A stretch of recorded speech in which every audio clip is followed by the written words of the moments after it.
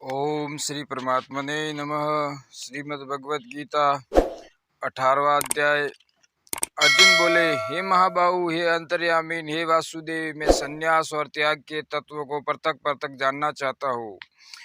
श्री भगवान बोले, कितने ही पंडित जन तो काम्य कर्मों के त्याग को संन्यास कहते हैं तथा के दूसरे विचार कुशल पुरुष सब कर्मों के फल के त्याग को त्याग कहते हैं। कहीं एक विद्वान ऐसा कहते हैं कि कर्म मात्र दोष युक्त हैं, इसलिए त्यागने के योग्य हैं, और दूसरे विद्वान यह कहते हैं कि यज्ञ दान और तप रूप कर्म त्यागने योग्य नहीं है। स्त्री पुत्र और धन आदि प्रिय वस्तुओं की प्राप्ति के लिए तथा रोग संकट आदि की निवृत्ति के लिए जो यज्ञ दान तप और उपासना आदि कर्म किए जाते हैं उनका नाम काम्य कर्म है। ईश्वर की भक्ति, देवताओं का पूजन, माता पिता गुरुजनों की सेवा, यज्ञ दान और तप तथा वर्णाश्रम के अनुसार आजीविका द्वारा ग्रस्त का निर्वाह एवं शरीर संबंधी खान पान इत्यादि जितने कर्तव्य कर्म हैं, उन सब में इस लोक और परलोक की संपूर्ण कामनाओं के त्याग का नाम सब कर्मों के फल का त्याग है। हे पुरुष श्रेष्ठ अर्जुन, संन्यास और त्याग इन दोनों में से पहले त्याग के विषय में तू मेरा निश्चय सुन, क्योंकि त्याग सात्विक, राजस और तामस भेद से 3 प्रकार का कहा गया है। यज्ञ दान और तप रूप कर्म त्याग करने के योग्य नहीं है, बल्कि वह तो अवश्य कर्तव्य हैं, क्योंकि यज्ञ दान और तप ये तीनों ही कर्म बुद्धिमान पुरुष को पवित्र करने वाले हैं। वह मनुष्य बुद्धिमान है जो फल और आसक्ति को त्याग कर केवल भगवदर्थ कर्म करते हैं। इसलिए हे पार्थ, इन यज्ञ दान और तप रूप कर्मों को तथा और भी संपूर्ण कर्तव्य कर्मों को आसक्ति और फलों का त्याग करके अवश्य करना चाहिए। यह मेरा निश्चय किया हुआ मत है। निषिद्ध और काम्य कर्मों का तो स्वरूप से त्याग करना उचित ही है, परंतु नियत कर्म का स्वरूप से त्याग करना उचित नहीं है। इसलिए मोह के कारण उसका त्याग कर देना तामस त्याग कहा गया है। जो कुछ कर्म है वह सब दुख रूप ही है, ऐसा समझकर यदि कोई शारीरिक क्लेश के भय से कर्तव्य कर्मों का त्याग कर दे तो वह ऐसा राजस त्याग करके त्याग के फल को किसी प्रकार भी नहीं पाता। हे अर्जुन, जो शास्त्र विहित कर्म करना कर्तव्य है, इसी भाव से आसक्ति और फल का त्याग किया जाता है, वही सात्विक त्याग माना गया है।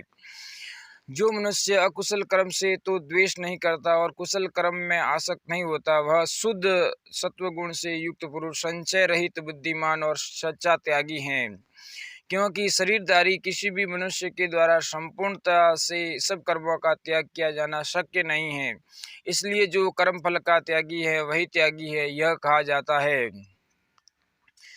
कर्म फल का त्याग न करने वाले मनुष्यों के कर्मों का तो अच्छा बुरा और मिला हुआ ऐसे 3 प्रकार का फल मरने के पश्चात अवश्य होता है, किंतु कर्म फल का त्याग कर देने वाले मनुष्यों के कर्मों का फल किसी काल में भी नहीं होता। हे महाबाहु, संपूर्ण कर्मों की सिद्धि के ये 5 हेतु कर्मों का अंत करने के लिए उपाय बतलाने वाले सांख्य शास्त्र में कहे गए हैं, उसको तू मुझसे भली भांति जान। इस विषय में अर्थात कर्मों की सिद्धि में अधिष्ठान और कर्ता तथा भिन्न भिन्न प्रकार के कारण एवं नाना प्रकार की अलग अलग चेष्टाएं और वैसे ही 5वां हेतु देव हैं, जिसके आश्रय कर्म किया जाए उसका नाम अधिष्ठान है। जिन जिन इंद्रियों को और साधनों के द्वारा कर्म किए जाते हैं उनका नाम करण है। पूर्व करत शुभाशुभ कर्मों के संस्कारों का नाम देव है। सत्संग और शास्त्र के अभ्यास से तथा भगवदर्थ कर्म और उपासना के करने से मनुष्य की बुद्धि शुद्ध होती है, इसलिए जो उपयुक्त साधनों से रहित है उसकी बुद्धि अशुद्ध है, ऐसा समझना चाहिए। मनुष्य मन, वाणी और शरीर से शास्त्रानुकूल अथवा विपरीत जो कुछ भी कर्म करता है उसी के 5 कारण हैं, परंतु मनुष्य मन, वाणी और शरीर से शास्त्रानुकूल अथवा विपरीत जो कुछ भी कर्म करता है उसके ये 5 कारण हैं, परंतु ऐसा होने पर भी जो मनुष्य अशुद्ध बुद्धि होने के कारण उस विषय में यानी कर्मों के होने में केवल शुद्ध स्वरूप आत्मा को कर्ता समझता है, वह मलिन बुद्धि वाला अज्ञानी व्यर्थ ही समझता है। वह मलिन बुद्धि वाला अज्ञानी यथार्थ नहीं समझता है।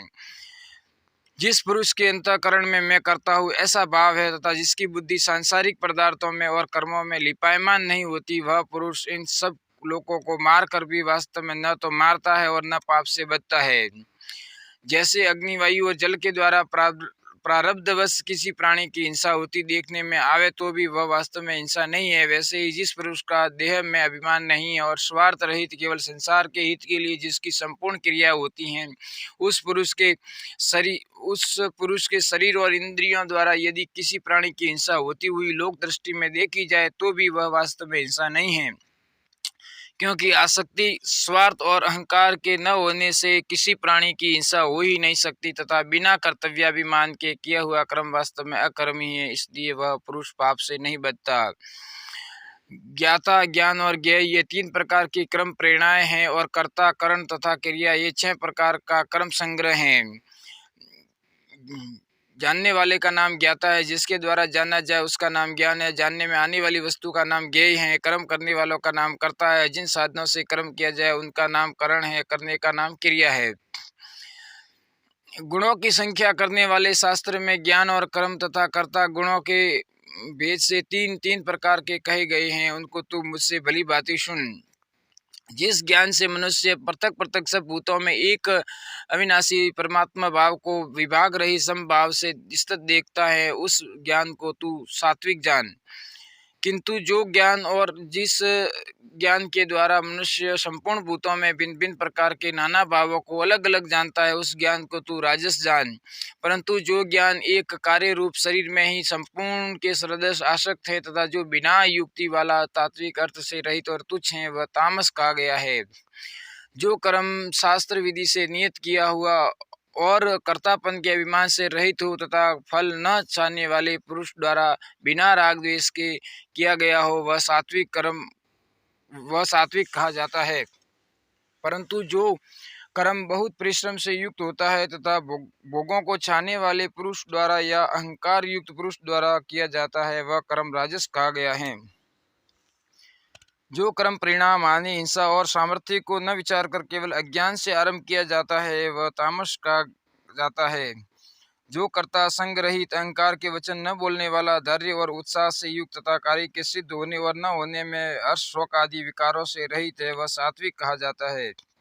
जो कर्ता आसक्ति से युक्त, कर्मों के फल को चाहने वाला और लोभी है तथा दूसरों को कष्ट देने के स्वभाव वाला, असुदाचारी और हर्ष शोक से लिप्त है, वह राजस कहा जाता है।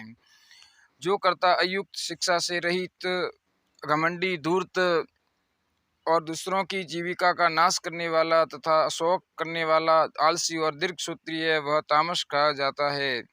दीर्घसूत्री उसको कहा जाता है जो थोड़े काल में होने लायक साधारण कार्य को भी फिर कर लेंगे, ऐसी आशा से बहुत काल तक नहीं पूरा करता।